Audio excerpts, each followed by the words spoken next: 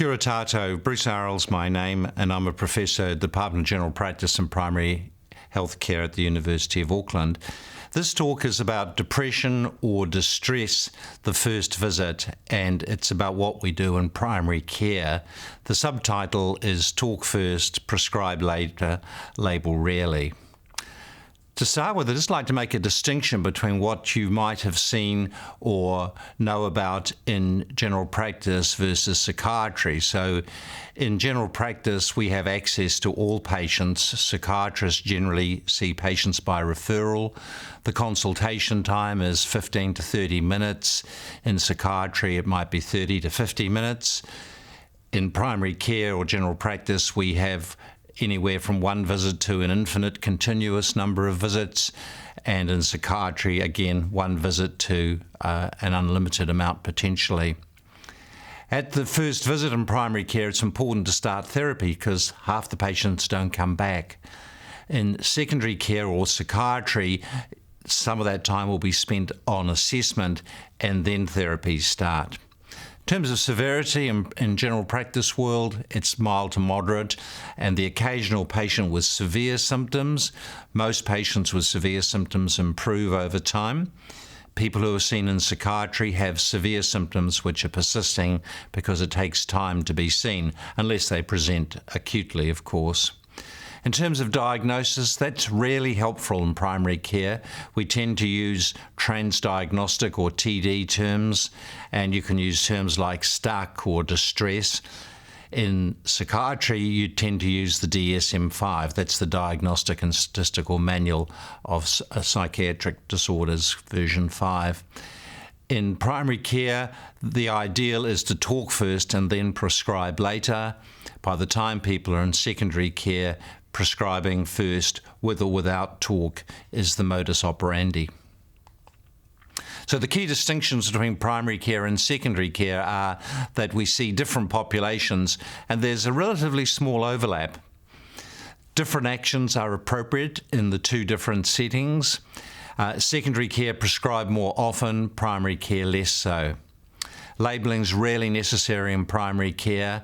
Things like behavioural activation are remarkably effective. 42% of people with major depression will be better in 2 weeks. Many patients in primary care get better with behavioural activation and other talk therapies alone. And we're going to talk about this afterwards, but the drug response is more likely to be a placebo response in either setting for things like depression. This is based on a paper called The Evidence Base for the First Depression Consult in Primary Care, published by myself and a couple of others. It's in the British Journal of General Practice, 2018. It's also on the Wonka website, where it's been translated into Arabic, Mandarin, and Portuguese, so the main languages of the planet. So what are the psychological issues? Well, we know that in primary care, over a 12-month period, about 36% of people have a diagnosable mental disorder. That, in many cases, may just be transient. From our own work, a PHQ-9 score of greater than 9 applied to 12.9% of people in the previous 2 weeks. So there's a significant burden in primary care. I'd just like to make the point for those of you who are trainees that empowering somebody with depression can be very satisfying. In terms of the demographics of who gets depression in primary care, it's generally younger people who get it. So it's the 18 to 24-year-olds rather than the 65-year-olds. As you can see here, for men it's 22.6%, and in older men it's 2.1%. The female rate is higher, but men have more problems with substance abuse, so it tends to balance out overall. So for women, it's 33.9%, 18 to 24, and 65 and over, it's 4.8%. This data comes from 2003, which is still the most up-to-date data we have. That may well have increased by now. In terms of around the world, there's a lot of it. These are some differing figures there. You can see Japan's very low. That may be because of an issue of translating questionnaires into Japanese. The New Zealand figure there is taken from a separate study, so it doesn't mean that New Zealand has the highest rate. We're probably up there with the Netherlands or the United States, would be my guess. So in terms of presenting symptoms in primary care, this is a bit of a challenge because 45 to 95% of patients present with physical symptoms, somatic symptoms. 11% deny any psychological issue. So the challenge in primary care is to get from the physical presenting symptoms to the mental health symptoms.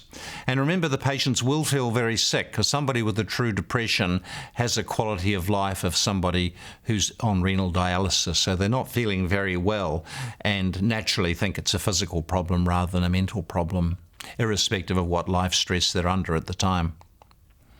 So we can get into depression through the back door. We can ask about sleep and concentration, energy, interest in life, appetite, moving quickly or slowly. And then we can get on to things like guilt, mood, enjoyment of life, and suicidal thoughts. So it can be stressful, raising the possibility of a mental health problem. I often say to somebody, have you been under any stress lately? That's a simple way, and people say yes or no, and if they say they have, then I go down that route. This can be stressful for the clinician. Occasionally patients complain, you're saying it's all in my head, doctor. No, I just need to be thorough and consider social, psychological, as well as physical causes of your symptoms. One simple way is to do a PHQ-9 check. That's a mood inventory or depression inventory, and I find that the patient tends to own the results because they've filled it in. It also gives us a score on severity from 0 to 27. We can monitor that score over time, and that's important. And if it stays high, then we can try other treatments or refer the patient to other providers. This is what the PHQ-9 looks like. So it's got the 9 questions there based on the DSM-5, and then the options are not at all, several days, more than half the days, nearly every day. It has the suicide question at the bottom. It's important to make a comment about that. It's very common for people to have some suicidal thoughts when they're feeling low. However, it's very unlikely that the same person will kill themselves. So there's not a great correlation between having suicidal thoughts, which are very common and probably everybody has some during their lifetime, versus taking action, which is a much rarer activity. Another option is to do a questionnaire called a work-love-play, and this is available from my website, www.brucearroll.com. So it asks 5 questions on a 1 to 10 scale. So how is work, or how is you spending your day if it's studying or retirement? How is love going with your friends on a 1 to 10 scale? Love as an intimate, if you have an intimate partner, 1 to 10. Love as in family, 1 to 10. Sometimes that's got multiple answers. I get on with grandma, but not my sister.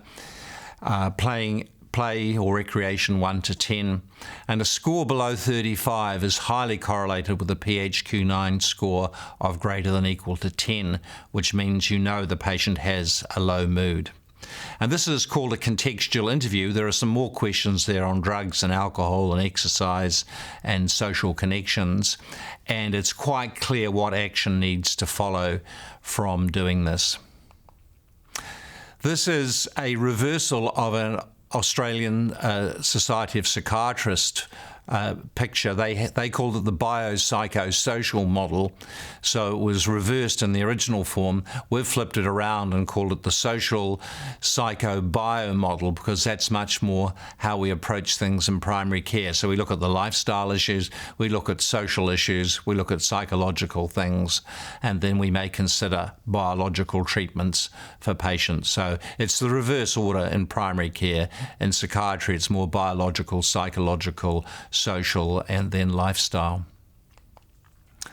So why do clinicians avoid making a diagnosis of depression? Well, some of it's been afraid of opening Pandora's box, which is ironic because at the bottom of Pandora's box is hope. And if this is your modus operandi, I think the clinician needs to rethink their way of practicing. There's the issue of stigma, which is still an issue. There's the low energy of the clinician. There's insurance labelling, and I'll come back to that. Have to be very careful giving patients a label because it can affect their employment opportunities with government agencies downstream, can affect their insurance downstream. Clinician not liking mental health, well, you probably need to get out of clinical work if you don't like mental health because it's in everything. We're trained in medicine to do the physical first, and some clinicians feel unskilled in raising mental health, so that's an issue of training. There's a quote here from Glenn Cahoon, the GP poet. I saw a young woman for a repeat prescription. Her story was so large I knew not to ask about it in the morning when the day is fragile with need. And just remember, it's fragile with need for the patient, and it can be fragile with need for the clinician. We all have low days, and that's important to acknowledge. In terms of diagnosing depression, there's a good rule-out question.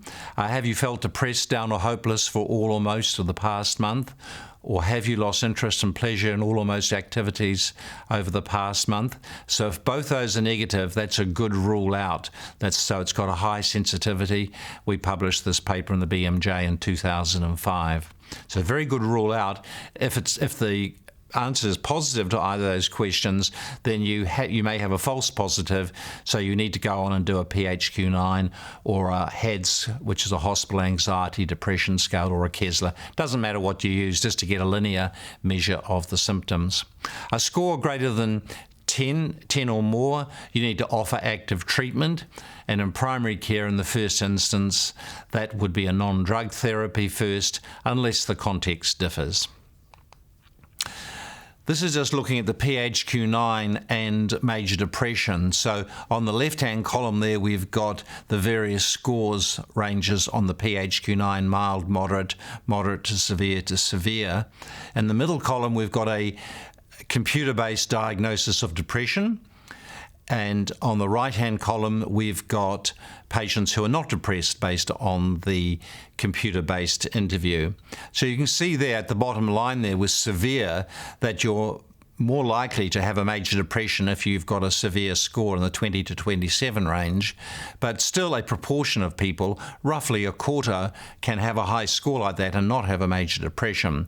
So the point there is a high PHQ-9 is not the equivalent of depression, but it does increase the likelihood that a patient may have a depression, whatever we think that is.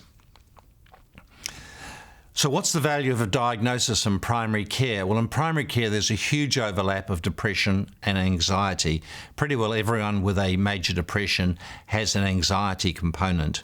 And there's a move to a term of a common mental disorder. Most distress in primary care is the old-fashioned depression and anxiety. There's a move to call it mixed anxiety and depression, and I would ask you, how would you feel about having a label of mixed anxiety and depression? Seems to me a worse label than being called anxious or depressed. In acceptance and commitment therapy, we use the transdiagnostic term STUCK. I've come to like the term distress, and then add distress with reduced or preserved motivation. So reduced motivation is your old-fashioned depression, and your preserved motivation is your old-fashioned anxiety. Just tells you a little bit more about the patient and what you need to do with them. So in terms of information about the value of a diagnosis, Alan Francis is a retired professor of psychiatry from the United States who actually was on the DSM-3, ran the DSM-4, and is highly critical of the DSM-5.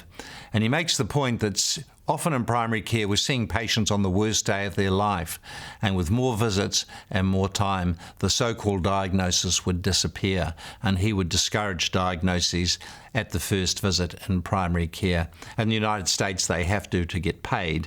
Fortunately, in other countries, that's not necessary. Alan Francis does point out there are situations where labels are very good, and panic disorder, for example, you've got a 20-year-old man who keeps going to the emergency department with crushing central central chest pain. To be told you're not having a heart attack, you're having a panic attack can be very relieving.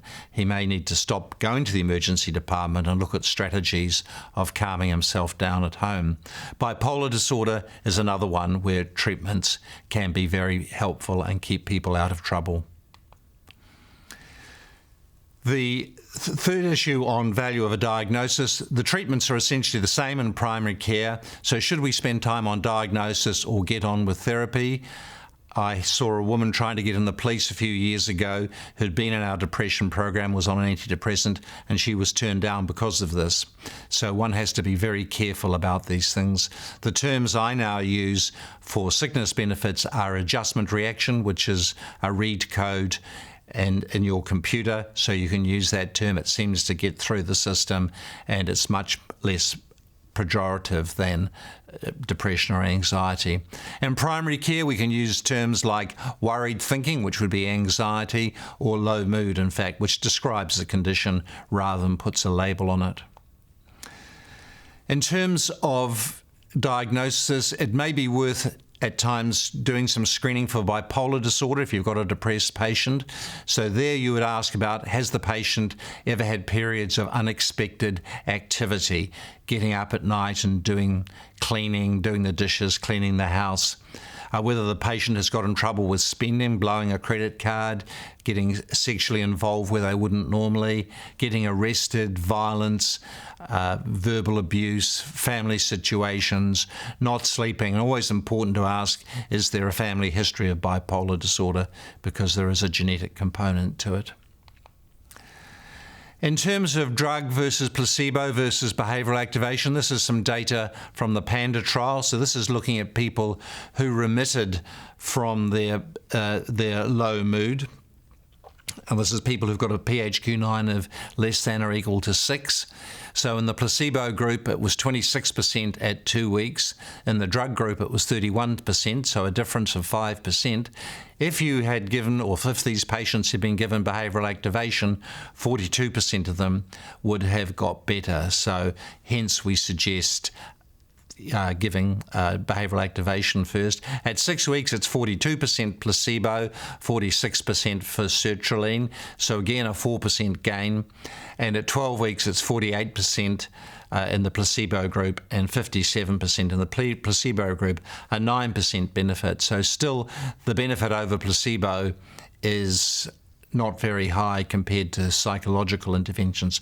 But you can also see there the patients are getting better with no intervention other than taking a sugar pill, 26%, 42%, 48%. And that's the natural history of distress in primary care. So if you wait and do nothing, a good chunk of people will get better, but it's humane to do things and listen to people, and you can speed up their recovery. In terms of treatment of distress or depression, NICE in 2016 talks about treatments for lower levels of severity, so non-drugs therapy, CBT and computerized CBT, exercise including yoga and stretching, behavioral activation, problem solving and mindfulness, all been shown to be effective for low mood or depression. Whether we should give drugs at the first visit is an interesting issue. There's an absence of evidence there. However, the majority of primary care patients are in the mild to moderate group, and many of those who come in with high PHQ-9 scores will become mild to moderate very quickly.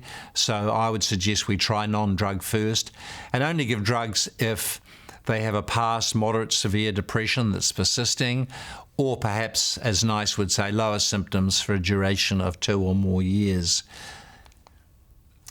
Do drugs work? They tend to work best for the severe situation. So the placebo rate, which is taken from FDA data, is 41% across different ranges of severity.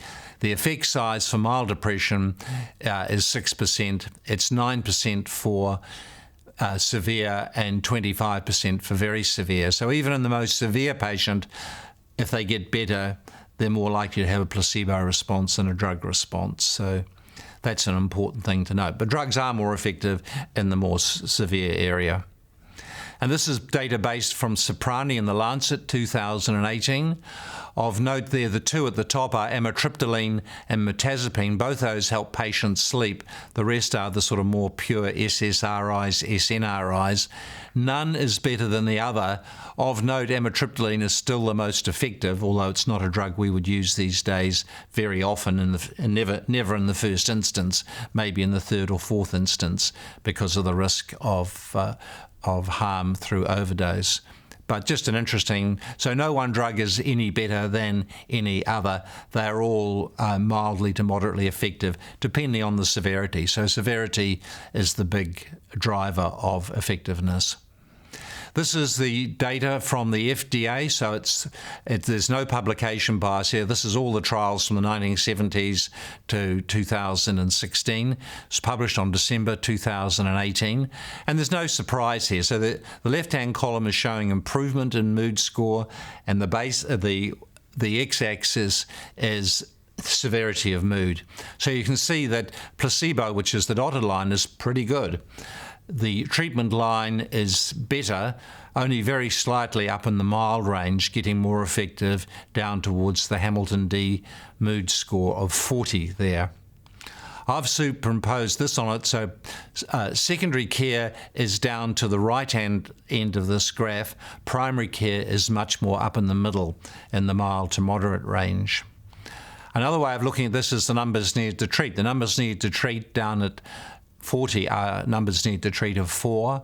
When you get down to 20, it's about 11. And when you get down to 10, it's 16. The effect size at 40 is 25%, is 9% at 20, and 6% at 10. Still with a placebo effect of 41%. This is how things happen in primary care. People may come in at the severe end at visit 1, visit 2, they're better, visit 3, they're getting much better. Not always. Some people stay in the high score at visit 2 and visit 3, and they then require a rethink on treatment. So this is what's been happening with SSRIs in New Zealand. They have started to plateau out and, if anything, show a slight decrease from 2017 to 2018. The harms of medications, well, they medicalise the condition. The patients take the drug and they start feeling better, which is usually a placebo effect, and they attribute that to the drug. The placebo effect is 8 to 3 times greater than the drug effect. The patient may credit the drug, not themselves, changes they've made in their approach to life. There's a risk of adverse effects.